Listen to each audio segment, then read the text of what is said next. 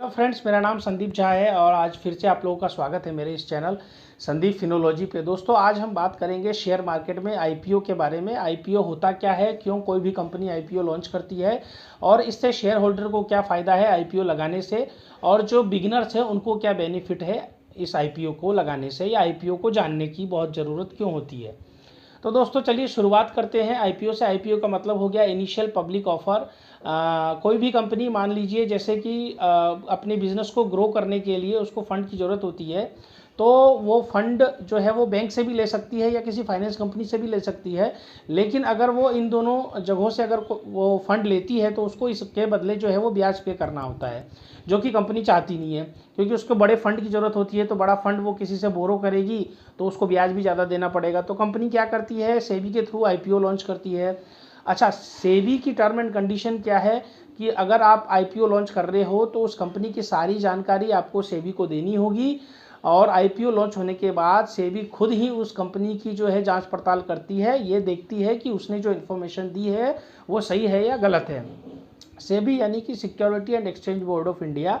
अब IPO launch होने के बाद क्या होता है शेयर मार्केट के लिए, शेयर मार्केट में बिगनर्स के लिए क्यों ये फ़ायदेमंद है, क्योंकि दोस्तों इसमें जो है रिस्क बहुत कम होता है, और जो शुरुआत कर रहे हैं शेयर मार्केट में तो वो आईपीओ से शुरुआत भी कर सकते हैं। क्योंकि कोई भी कंपनी अगर लॉन्च होती है, आईपीओ लॉन्च करती है और उसके बाद अलॉटमेंट होता है तो उसके शेयर की प्राइस बढ़ती ही है, तो मैक्सिमम चांस होता है बढ़ती ही है। तो जो भी आईपीओ लगाते हैं तो उनको क्या है कि बेनिफिट मैक्सिमम टाइम मिल ही जाता है। बहुत कम ऐसा होता है कि उसके शेयर की प्राइस जो है वो अलॉटमेंट के बाद नीचे जाती है। तो इससे क्या होगा, जो बिगनर्स हैं उनको धीरे धीरे नॉलेज होगा कि असल में कैसे जो है शेयर बाई होते हैं, सेल होते हैं। इसकी शुरुआत वो आईपीओ से कर सकते हैं। और दोस्तों, जो शेयर मार्केट में अपना करियर बनाना चाहते हैं उनके लिए भी आईपीओ को जानना बेहद ज़रूरी होता है, क्योंकि एक तरीके से इसको हम शुरुआत कह सकते हैं किसी भी कंपनी की स्टॉक मार्केट में रजिस्टर्ड होने से पहले वो इसी तरीके से उसकी शुरुआत होती है। तो आईपीओ लॉन्च होने के बाद जो भी शेयर होल्डर होते हैं वो इसके स्टॉक को खरीदते हैं।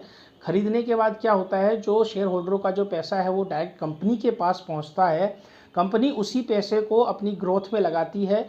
अपनी ग्रोथ में वो लगाती है तो जैसे जैसे वो कंपनी की ग्रोथ होती है वैसे वैसे शेयर की प्राइस भी बढ़ती है और शेयर होल्डरों को भी फ़ायदा होता है। तो ये सीधा सीधा प्रॉफिट मिल जाता है उन शेयर होल्डरों को।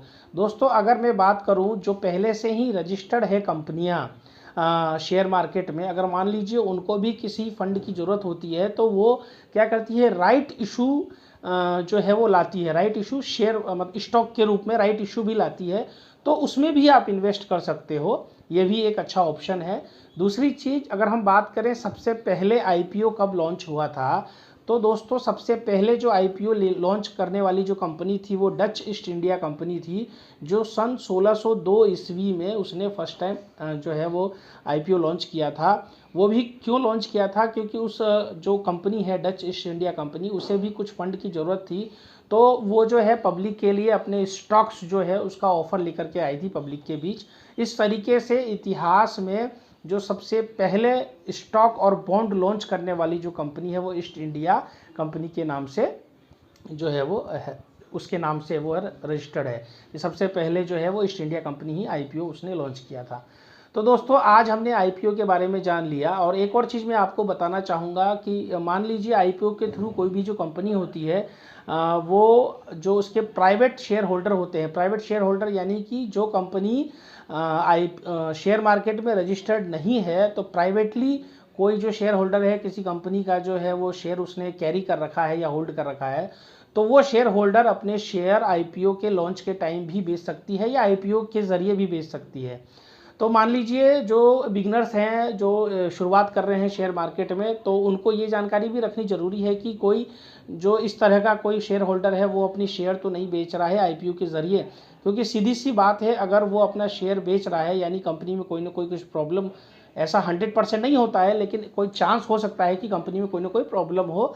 तो इसीलिए, क्योंकि आईपीओ लॉन्च होने के बाद कोई भी स्टॉक की प्राइस जो है वो बढ़ती है, घटती नहीं है। अगर मान लो वो अगर नहीं बेचता है तो डेफिनेटली उसको आईपीओ अलॉटमेंट के बाद उसको बेनिफिट ही होगा। तो हमें इन छोटी छोटी सी बातों का ध्यान रखना चाहिए शेयर मार्केट में। तो दोस्तों, आज हमने बात करी शेयर मार्केट में आईपीओ के बारे में। मुझे उम्मीद है कि आईपीओ से रिलेटेड सारी चीज़ें मैंने आप लोगों को क्लियर कर दी।